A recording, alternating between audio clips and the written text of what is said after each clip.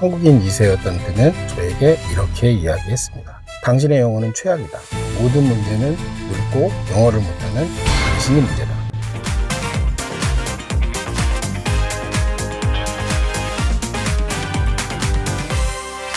안녕하세요, 나중이입니다.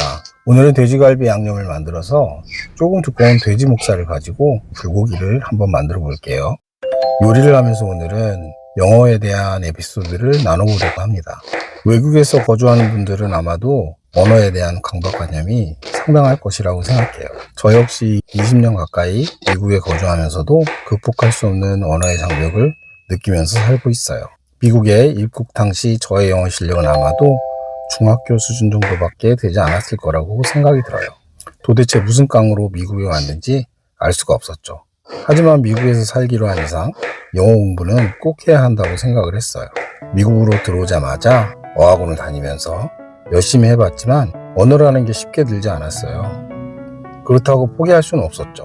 꾸준하게 하면 결국에는 어느 정도 가능하지 않을까 하는 희망을 가지고 그렇게 하루하루 귀로 듣고 읽고 쓰고 그러면서 지냈죠. 그러면서 지금까지 영어에 대한 여러 번의 좌절을 느꼈는데 몇 가지 기억나는 일들을 이야기해 볼까 합니다.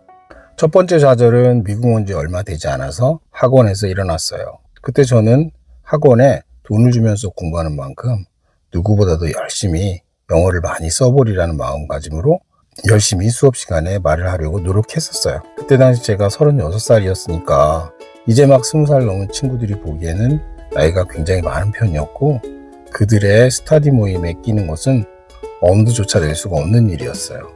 그리고 자칫 잘못하면 어린 여학생들에게 오해를 받을 수 있는 소지가 많았었죠. 그래서 저는 그들을 피해서 외국 친구들과 조금은 더 친하게 지내려고 노력했었어요. 하지만 한국 학생들의 눈에 제가 그렇게 유쾌해 보이지는 않았던 것 같아요.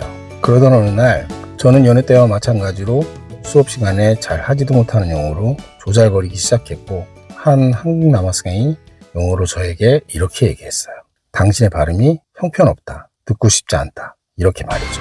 그 역시 저와 같은 레벨이라서 유창하진 않았지만 누구라도 알아들을 수 있게 또박또박 저를 노려보면서 그렇게 이야기했고 저는 장난하지 말아라 라고 영어로 이야기했고 그는 장난이 아니다. 너의 영어는 정말 지겹다 라고 이야기했어요.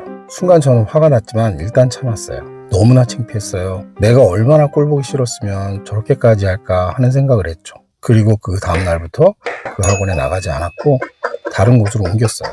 학원을 옮기고 나서는 더 열심히 공부했어요. 어떻게 해서든지 영어를 잘하고 싶었으니까요. 두 번째 좌절은 다니던 회사에서 겪게 되었습니다. 2년 넘게 아침 저녁으로 나름 열심히 공부한 결과 그럭저럭 이야기를 할 수 있는 정도였지만 그래도 여전히 전화를 받거나 손님이 조금 다른 이야기를 하면 알아듣지 못하는 상황이었어요. 그래도 주어진 환경 내에서 열심히 일을 했었죠. 시간이 좀 지나고 회사에서는 사람을 더 써야 하는 상황이 되고 저는 나름 제 후임이 들어오겠구나라는 기대를 했었어요. 그런데 매니저는 제가 영어를 잘 못해서 업무에 지장이 있다면서 선임 직원을 고용했어요. 당연히 인정해야 될 상황이었지만 그래도 자존심이 많이 상하더군요. 미국이라는 나라가 열심히 일한다고 인정을 받는 상황은 아니구나 라는 생각이 드니 좀 서글펐던 기억이 납니다. 정말 창피해서 아내에게 이야기도 못하고 더 악착같이 공부를 해야겠다는 생각이 들었어요. 그리고 열심히 하면 영어 때문에 차별받는 일은 없을 거라고 믿었죠. 그리고 세 번째 좌절은 친하게 지내던 지인에게 받았습니다. 테니스를 좋아해서 모임에 가입하고 테니스를 배우던 때였는데 같은 클럽에서 알게 된 동생이 있었어요. 그는 뉴질랜드에서 태어나고 자라고 IT 회사에서 일하고 있는 친구였어요. 그의 한국어 실력은 완전 한국인 수준이었고 당연히 영어도 원어민처럼 구사하는 그런 친구였습니다. 그는 이민자의 영어 실력을 나이로 획일화하고 이렇게 이야기해 줬어요. 중학교 이후에 온 사람들은 절대로 원어민처럼 영어를 할 수가 없다. 저는 빈정이상해서 내가 열심히 공부해서 영어 잘하는 걸 보여주겠다고 했지만 최소한 영화를 자막없이 볼 수 있으면 인정해 주겠다고 했어요. 자존심이 엄청 상했지만 뭐라고 반박할 수 있는 상황은 아니었죠. 미국 영화를 자막 없이 본다는 건 불가능했었으니까요. 그래도 미국에서 성공하려면 영어 공부는 꼭 해야 한다는 생각에 회화 위주로 계속 연습을 했어요. 공부라기보다는 연습이라는 쪽에 가까울 정도로 반복하고 또 반복했었죠. 그리고 가장 최근에 가장 강력한 일을 겪게 되었습니다. 제가 하는 영업은 자영업을 하는 한국 분들과 관련이 많습니다. 어쩌다 보니 저도 미국에서 20년 가까이 살게 되고 기본적인 영어 구사는 그리 어렵지 않은데 근본적인 발음이나 콩글리시는 쉽게 고칠 수 없다는 게 문제라는 것을 인지하면서 미국 생활을 하고 있었어요. 그러다 보니 제대로 된 영어를 구사해야 하는 장소에 가면 주눅이 들기 마련이고 자꾸 피하게 되는 경향이 있었어요. 그날도 저는 손님과의 전화 통화를 하면서 업무를 하고 있는데 손님과의 언쟁이 생기고 급기야 손님은 화를 내기 시작하는 상황이 되었어요. 그리고 한국인 2세였던 그는 저에게 이렇게 이야기했습니다. 당신의 영어는 최악이다. 모든 문제는 늙고 영어를 못하는 당신이 문제다. 담당자를 당장 바꿔달라. 이렇게 말이죠.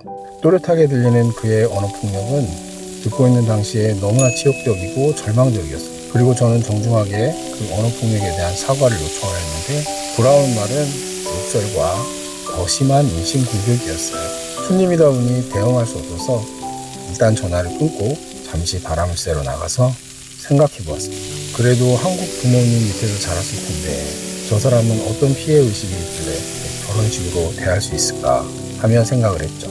그리고 저는 되지도 않는 영어 실력으로 미국에 살면서 영업을 한다는 것 자체가 모순이 아닐까 싶은 생각이 들면서 깊은 자책감이 들기 시작했어요. 그리고 입 밖으로 한마디 한마디 할 때마다 주눅이 드는 것을 느낄 수가 있었어요.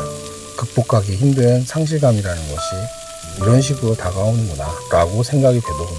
그리고 가급적이면 짧은 단어와 짧은 문장으로 가장 필요한 이야기만 하면서 일을 하게 되었습니다. 6개월 전쯤의 일이지만 아직도 그때 상황이 생생해서 말을 할 때나 이메일을 할 때 조심하게 되고 심지어 일상생활에 필요한 대부분의 대화도 아내에게 맡기고 있는 상황이 되었어요. 게다가 영어 공부를 그렇게 오래 했는데 단어나 스펠링은 금방금방 잊어버리는 것 같다는 생각이 들 정도로 요즘은 말이나 글을 아끼고 있는 중입니다.